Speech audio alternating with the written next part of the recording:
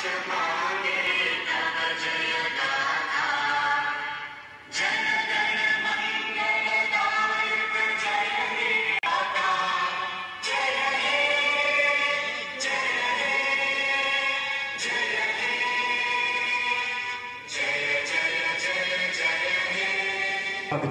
शेष में अनुरोध करी आज पवित्र सभा जे कि संपूर्ण भाव में आपण मानक उद्बोधन देवे और आपंकर कार्यक्रम संपर्क सूचना देवाई वीडियो महोदय को अनुरोध रखिए।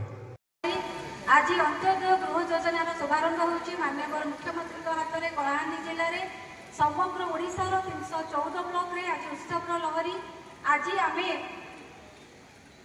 किछि लोकों ओठरे खुशी आ मुहरे हस देवाक जाऊे किसी ओठ आज हसब आज आखि खुशीर लुह बढ़ कहीं बहुत दिन स्वप्न पूरण होगा जाऊँगी।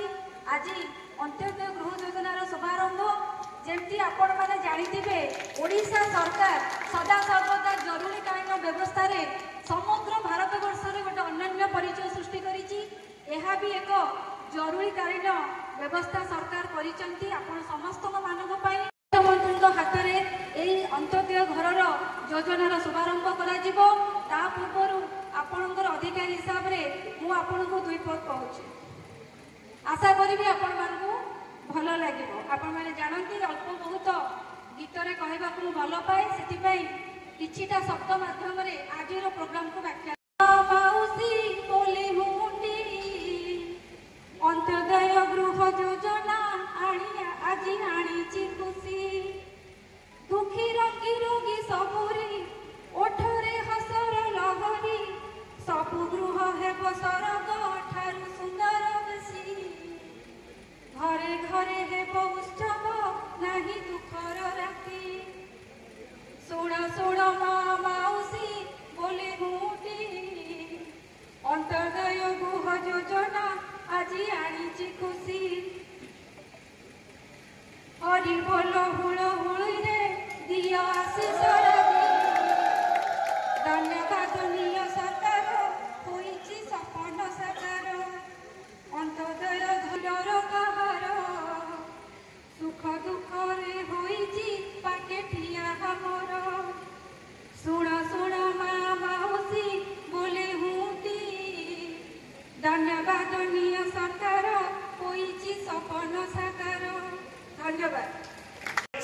सरकार ये योजना को आरंभ कर योजना आज कार्यकारी होगा जाऊँगी तेणु मंडल महकानी से बाबद आपण मान अवगत कर सारे विशेष किसी कहूनी ये योजना बराबर चालू केवल आज जो मैंने पाँच से आज सरीजनी आज 105 जन हिताधिकारी भी ये सुजोग दिज्व पुणी बारंबार ये सुजोग दि जाए हिताधिकारी चयन कर दिन धरी गरीब भाई भौणी मैंने ब्लॉक को दौड़ी ब्लॉक अधिकारी मैंने अंचल को जाइए सर्वे होती ये सब चिराचरित ढंग रही कि प्रकृत में जहाँ सफल हो पारिनी। गत 10 मास धरी जो नुआ सरकार आसी लोकंर सरकार मोहन माझी सरकार ए कथा को हृदबोध कले जे प्रकृत में समाज में सबुठ तल स्तर में व्यक्ति जो मान पाखे समाज ठारू अति निम्न जगार अच्छा दिव्यांग अच्छा विभिन्न रोग आक्रांत अच्छा से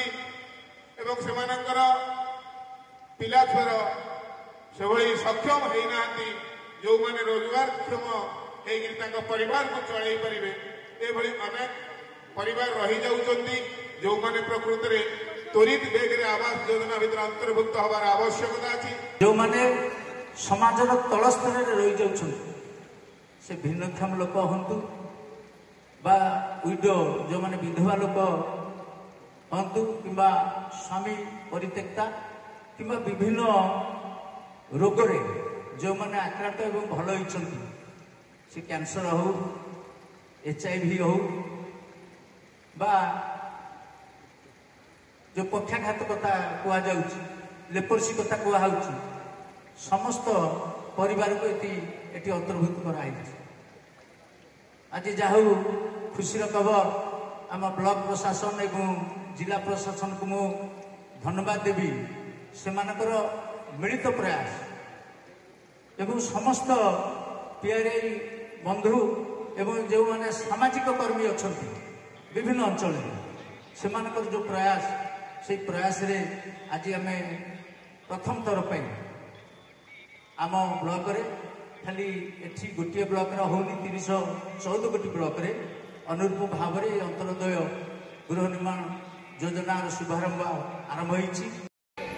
ଆପଣମାନଙ୍କୁ ଜଣାଇଲେ ମୁଁ ସମସ୍ତ ପିଆରଆଇ ମେମ୍ବର୍ସ ମାନଙ୍କୁ ଅନୁରୋଧ କରିବି ଆମେ ଯେହେତୁ ଲୋକଙ୍କର ପ୍ରତିନିଧି ଯେଉଁ ହିସାବରେ ଆମକୁ ଆଗକୁ ନେଇଛନ୍ତି ଗୋଟେ ପ୍ରତିନିଧି କରେଇଛନ୍ତି ଜିତେଇଛନ୍ତି ଆମର କର୍ତ୍ତବ୍ୟ ଯେଉଁମାନେ ଅନ୍ତର୍ଦୟ କାର୍ଡ ଆଜି ପାଇବାକୁ ଯାଉଛନ୍ତି ଆଉ ଯେଉଁମାନେ ବି ପାଇନାହାନ୍ତି ବାଦ ପଡ଼ିଛନ୍ତି ସେମାନେ କେମିତି ପାଇବେ। ଆଉ ଗୋଟେ କଥା କେତେ ଜଣଙ୍କର ମୋ ଜାଣିବାରେ ଯେଉଁମାନଙ୍କର ଘର ପୋଡ଼ି ଯାଇଛି ସେମାନେ ବି ନିହାତି ପାଇବା ଦରକାର। ଆମର ସରପଞ୍ଚ ବିତୁଙ୍ଗ ପଞ୍ଚାୟତରେ ଅଛନ୍ତି ସେ ଆଜି ପାଉଛନ୍ତି କି ନା ମୁଁ ତ ଜାଣିନି କିନ୍ତୁ ଯେଉଁ ପାଇନାହାନ୍ତି ସେ କେମିତି ଚେଷ୍ଟା କରନ୍ତୁ। ସରପଞ୍ଚ ମୋର ଅନୁରୋଧ ରହିଲା। ପ୍ରଧାନମନ୍ତ୍ରୀ ଆବାସ ଯୋଜନା ଗ୍ରାମୀଣ ତାର ସର୍ଭେ ଚାଲିଛି। এইটা বোধে সরিব আমার মার্চ 31 সরিব। সবু যে মানকর ঘর অছি কচা ঘর অছি সমস্তর সর্ভে হচ্ছে। আপনার সেলফ সর্ভে গোটে হয়ে পারুଛି মোবাইলরে আউ আসিস্টান্ট সর্ভে হচ্ছে। ব্লকর স্টাফ মানে পিও জিআরএস সমস্তে যাই সর্ভে করছেন। পুଣି କ'ଣ ଦରକାର ପଡ଼ିଲା ଯେ ମାନ୍ୟବର ମୁଖ୍ୟମନ୍ତ୍ରୀ ପୁଣି ଗୋଟେ ଯୋଜନା କଲେ ଅନ୍ତର୍ଦୟ ଗୃହ ଯୋଜନା। PMAYG ସର୍ଭେଟା ସେଇଟା ହେଉଛି ସେଣ୍ଟ୍ରାଲ ଗଭର୍ଣ୍ଣମେଣ୍ଟର ଯୋଜନା ପ୍ରଥମ କଥା। ଦ୍ୱିତୀୟ ଜିନିଷ ହେଉଛି ସେଇଟା ଟିକେ ଲଙ୍ଗ ପ୍ରୋସେସ୍ ଲାଗିବ। ତାପରେ ଲିଷ୍ଟ ତିଆରି ହେବ ତାକୁ ଗ୍ରାମସଭାରେ ଆଲୋଚନା କରାଯିବ ତାପରେ ଲିଷ୍ଟ ହେବ ତାପରେ ଧୀରେ ଧୀରେ ସମସ୍ତେ ପାଇବେ। ଆମର ଏମିତି କିଛି ଲୋକ ଅଛନ୍ତି ଯେଉଁମାନେ ଆଉ ୱେଟ୍ କରିବା ଅବସ୍ଥାରେ ନାହାନ୍ତି। ସେମାନେ କୌଣସି ନା କୌଣସି କାରଣରୁ ବାଦ ପଡ଼ିଯାଇଛନ୍ତି। ହାଉସିଂ ଘର ରୁରାଲ ହାଉସିଂରେ ଘର ପାଇନାହାନ୍ତି କିନ୍ତୁ ସେ ବାଦ ପଡ଼ିଯାଇଛନ୍ତି। ତେଣୁ ତାଙ୍କୁ ଇମିଡ଼ିଏଟଲି ଏଇ ଯେଉଁ ଆମର ବିଭିନ୍ନ ଡିଜିଜ୍ ଥିବ କିମ୍ବା ନିହାତି ଲୋକଟା ଗରିବ ଥିବ କିମ୍ବା ନିହାତି PWD ଥିବ ବିକଳାଙ୍ଗ ଦିବ୍ୟାଙ୍ଗ ହେଇଥିବ ତାଙ୍କୁ ସେମାନେ ଆଉ ୱେଟ୍ କରିପାରିବେନି। ତାକୁ ଇମିଡ଼ିଏଟଲି ଦିଆଯାଉ ବୋଲି এইটা লঞ্চ କରିଛନ୍ତି ଆମର ମାନ୍ୟବର ମୁଖ୍ୟମନ୍ତ୍ରୀ। ପ୍ରଥମ କଥା ଏତେ।